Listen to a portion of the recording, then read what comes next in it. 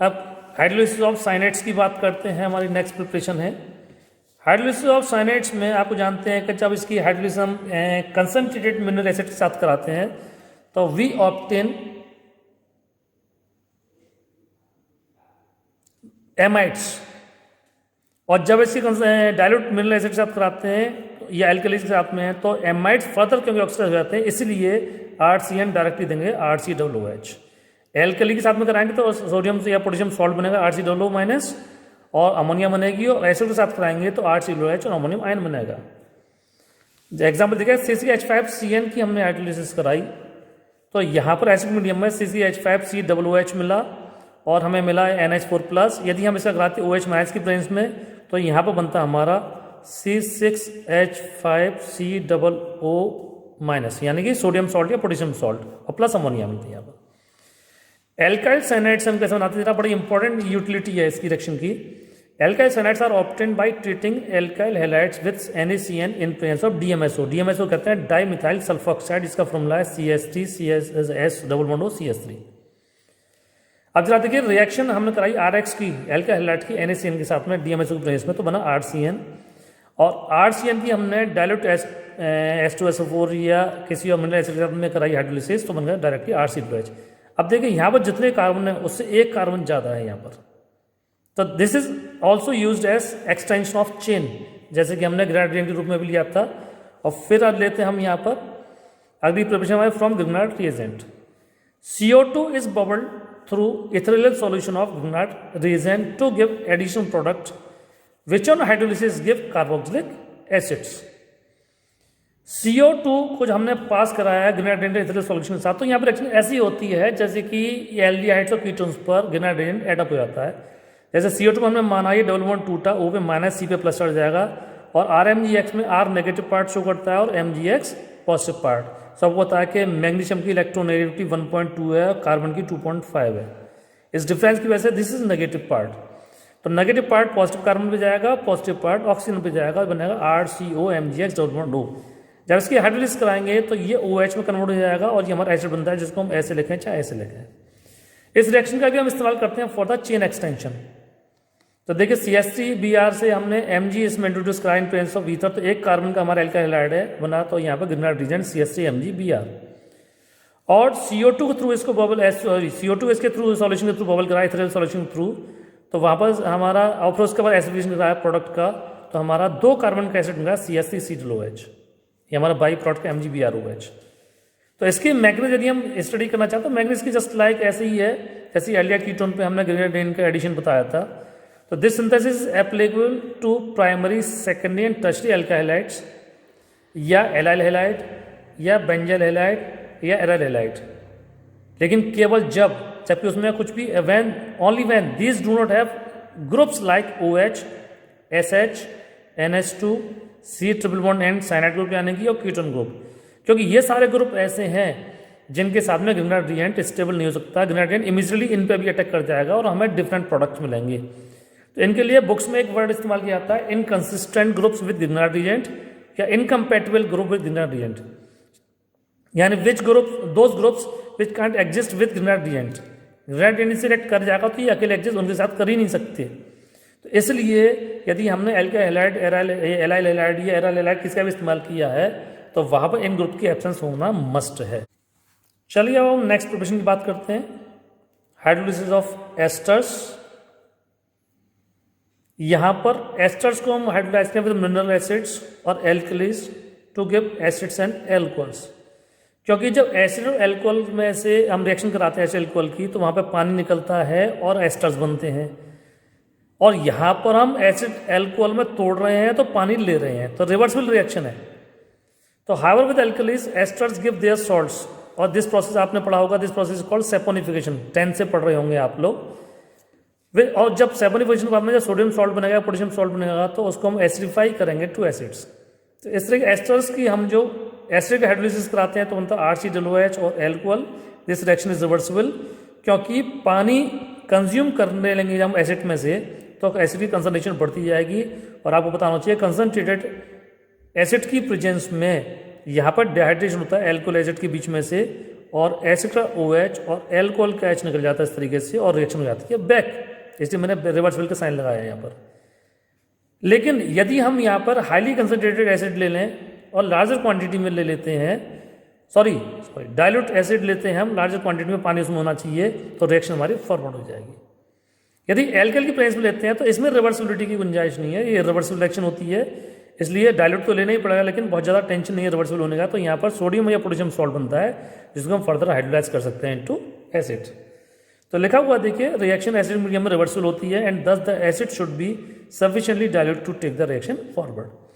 अब एक और एग्जांपल लेते हैं हम यहाँ पर, ये साइक्लिक कंपाउंड है, साइक्लिक ये उसका एस्टर का कंपाउंड एग्जाम्पल है। तो जब इसकी मिनरल एसिड के साथ में हाइड्रोलाइज कराएंगे तो बॉन्ड यहाँ से टूटेगा और OH इस वाले पार्ट में जोड़ेगा और H इस वाले पार्ट में, तो हमारा प्रोडक्ट बनेगा ये CH2OH और COOH। अब देखिए हम नेक्स्ट प्रिपरेशन लेते हैं बाई कार्बोक्सिलेशन ऑफ एल्कीन्स। और मैं आपको याद दिला दूं कि यहाँ हमने ये कोच नाम लिया हुआ है, कोच रिएक्शन का नाम हम एक जगह और लेते हैं, Gattermann coach aldehyde synthesis.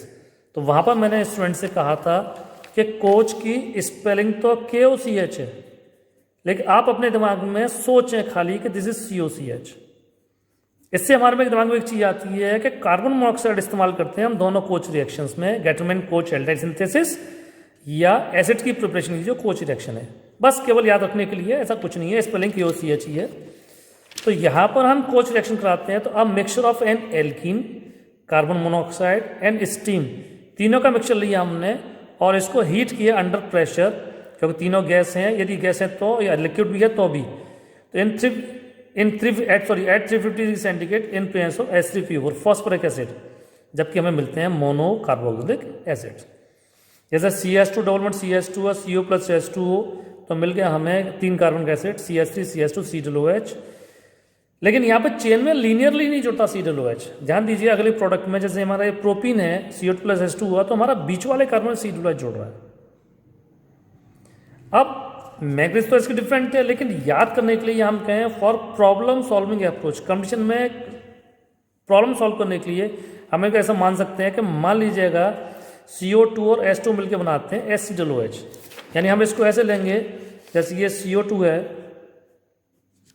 Sorry CO, मैं गलत बोल रहा हूँ बार बार, CO कार्बन मोनोऑक्साइड, और जब इस पर H2O का एडिशन होगा तो ये इस तरह से बिहेव करेगा जैसे कि ये बना रहा हो SC डबल बॉन्ड O और OH, यानी एक H यहाँ गया इस बॉन्ड के टूटने पर और एक H यहाँ गया और डबल बॉन्ड O यहाँ पे जुड़ता है इसका H2O का।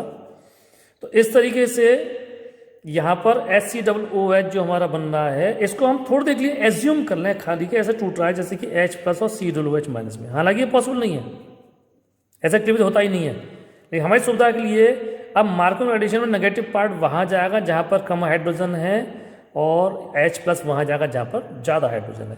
तो इस नज़रिए से हम खाली देख सकते हैं, केवल प्रॉब्लम सॉल्व करने के लिए, ऐसा पॉसिबल नहीं है। तो आप देखिएगा जो COOH वाला पार्ट है वो वहाँ गया जहाँ पर कम हाइड्रोजन थी और H प्लस वहाँ गया जहाँ पर ज़्यादा हाइड्रोजन थी। तो it looks like Markov addition हुआ हो HCOOH का। मैं आपसे बार बार कह रहा हूँ कि ये पॉसिबल नहीं है। अब लेते हैं from terminal tri halogen derivatives of alkanes.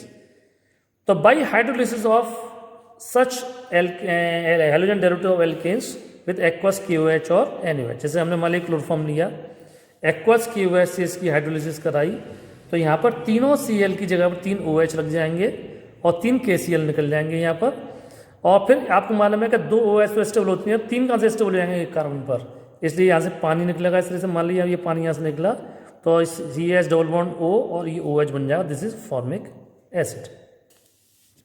ऐसे ही हम कंपाउंड लेते हैं 111 ट्राइक्लोरोइथेन कह सकते हैं इसको, इसकी 3 OH से हाइड्रोलिसिस कराई तो यहाँ से बन गया हमें एसिटिक एसिड। ये हमारी बहुत इजी प्रिपरेशन है ऑन पेपर तो एटलीस्ट।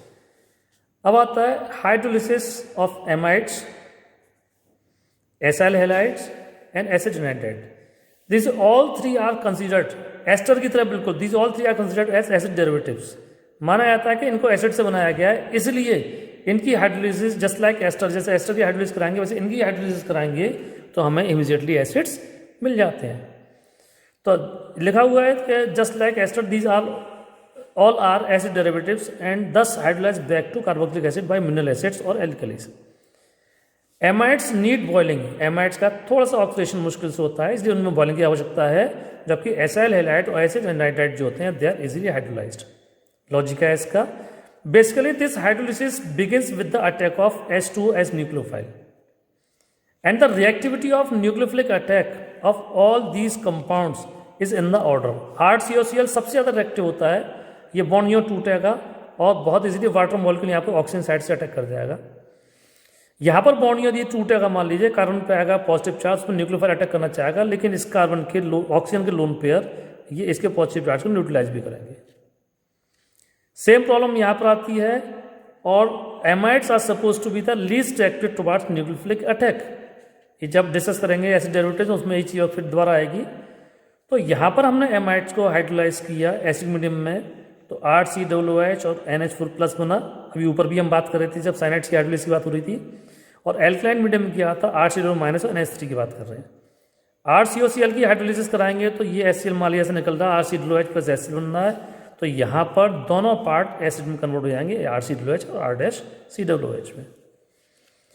एसाइल हैलाइड्स और एसिड एनहाइड्राइड तो जब इनको हाइड्रोलाइज करते हैं alkalis they give carboxylate salts, और इनकी हाइड्रोलिसिस काफ़ी ईजी है। अब amides also give carboxylic acid when treated with HNO2, यानी जरूरी नहीं हम खाली मिनरल एसिड से हाइड्रोलाइज कराएं। HNO2 हमारा नाइट्रस एसिड है, बाकी और हाइड्रोलाइज नहीं होंगे, लेकिन एमाइड्स इसके थ्रू भी हाइड्रोलाइज हो जाएंगे। और देखो कार्बोक्सिलिक एसिड जस्ट लाइक, इसको हाइड्रोलिसिस हम ना भी बोले हैं बेसिकली, क्योंकि हमने यहाँ पानी का इस्तेमाल नहीं किया है, लेकिन हाँ HNO2 की रिएक्शन से यहाँ पानी जरूर निकलेगा इस तरीके से, ये नाइट्रोजन निकलेगी इस तरह से, और ये OH जुड़ जाएगा RCO। तो ये मैकेनिक्स की हमें आवश्यक नहीं है, लेकिन हम इजीली समझ सकते हैं कि ये जितने कार्बन का एमाइड था उतने कार्बन का एसिड बना और नाइट्रोजन यहाँ लिबरेट हो जाती है। अब नेक्स्ट प्रॉपर्टी लेते हैं by oxidation of long chain hydrocarbons. यहाँ हम एल्केन से डायरेक्टली कार्बोक्सिलिक एसिड बनाते हैं, तो by air oxidation at 120 degree centigrade in presence of a catalyst like manganese acetate और मैग्नस स्टेरेट। स्टेरिक एसिड होता है C17H35COOH, और मैंगनीज की ऑक्सीजन स्टेट होती है +2, इसलिए ये C17H35COO का होल ट्वाइस Mn बनेगा, manganous stearate. It is a recent method to prepare higher acids, ये बहुत लेटेस्ट मेथड है। तो RCH3 की R हमारा काफ़ी बड़ा है, ऑक्सीजन के यानी एयर की जो ऑक्सीजन थी उसको तो हमने ऑक्सीडेशन कराया इन कैटलिस्ट की प्रेजेंस में, तो RCOOH बनता है हमारा और पानी लिबरेट होता है। आज हम इस वीडियो में इतना ही कंप्लीट करते हैं, फिर हमारी बात की जो प्रिपरेशन जो बच्ची हुई इनको नेक्स्ट वीडियो में लगेंगे, वो बड़ी प्रिपरेशन हैं, डिस्कशन होगा उसमें। Thank you very much and good night.